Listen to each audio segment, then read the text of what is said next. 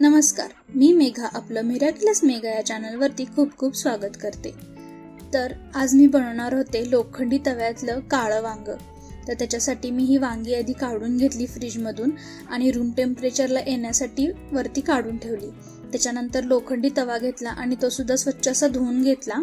त्याच्यानंतर चहा घेतला, कारण सकाळची सुरुवात ही चहानेच होते माझी. त्याच्यानंतर एक कांदा चिरून घेतला आणि कांदा जो आहे तो बारीक चिरून घेतला होता. त्याच्यानंतर पावशर वांगी होती माझ्याकडे, ती वांगी चिरून घेतली. तर ही वांगी जी आहेत त्याच्या मी लांबड्या फोडी केल्या होत्या आणि पाण्यामध्ये घालून घेतल्या. म्हणजे एका वांग्याच्या मी 4 फोडी करून घेतल्या होत्या. तर अशा पद्धतीने हे वांग पण चिरलं.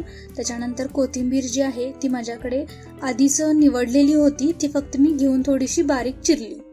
त्याच्यानंतर गॅसवरती लोखंडी तवा ठेवला आणि तो छानपैकी तापू दिला. तापल्यानंतर 2-3 चमचे तेल घातलं आणि तेल गरम झालं की मग ह्याच्यामध्ये जिरं मोहरीची फोडणी करून घेतली. छान अशी फोडणी करून घ्यायची. त्याच्यानंतर ह्याच्यामध्ये मी बारीक चिरलेला जो कांदा होता तो घालून घेतला आणि तो छानपैकी असं परतवून घेतला. त्याच्यानंतर याच्यामध्ये 2 ते 2.5 चमचे मी चटणी घालून घेतली. ही माझी घरगुती चटणी आहे, कोल्हापुरी चटणी असते ती वाली, तर ती घातली मी याच्यामध्ये. त्याच्यानंतर वांग्याच्या फोडी आहेत त्या सुद्धा याच्यामध्ये घालून घेतल्या आणि नंतर थोडंसं परतवलं की मग याच्यामध्ये 1 वाटी आपण पाणी घालून घ्यायचं आहे हे शिजण्यासाठी. जास्त पाणी घालायचं नाही, कारण आपल्याला सुकंच बनवायचं आहे म्हणून.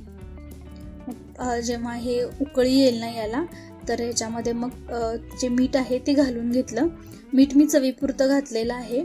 त्याच्यानंतर थोडंसं परतवलं आणि मग नंतर कोथिंबीर सुद्धा घालून घेतली. आता कोथिंबीर घातली की परत एकदा थोडंसं परतवून घेतलं, म्हणजे कोथिंबीर सगळीकडे लागेल. आणि मग आता हे शिजायला ठेवणार होते मी. तर शिजायला ठेवायच्या आधी 1 उकळी आली की मग ह्याच्यावरती झाकण लावायचं. आता हा जो तवा आहे लोखंडी तवा, तो मी पाठीमागच्या गॅसवरती ठेवला आणि तिथे आता वांग आपल्याला बारीक मंद आचेवरती असं शिजायला ठेवायचं होतं. त्याच्यानंतर या गॅसवरती आता मी भाकरी करून घेणार होते.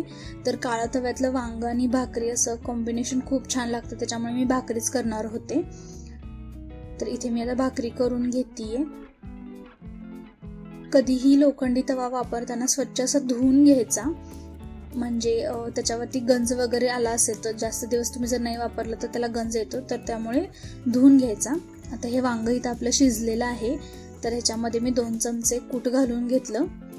कूट घातल्यानंतर थोडं परतवायचं आणि परतवल्यानंतर ह्याच्यामध्ये थोडंसं तेल सोडायचं वरून आणि मग परत एकदा झाकून 1-2 मिनटं फक्त वाफलू द्यायचं.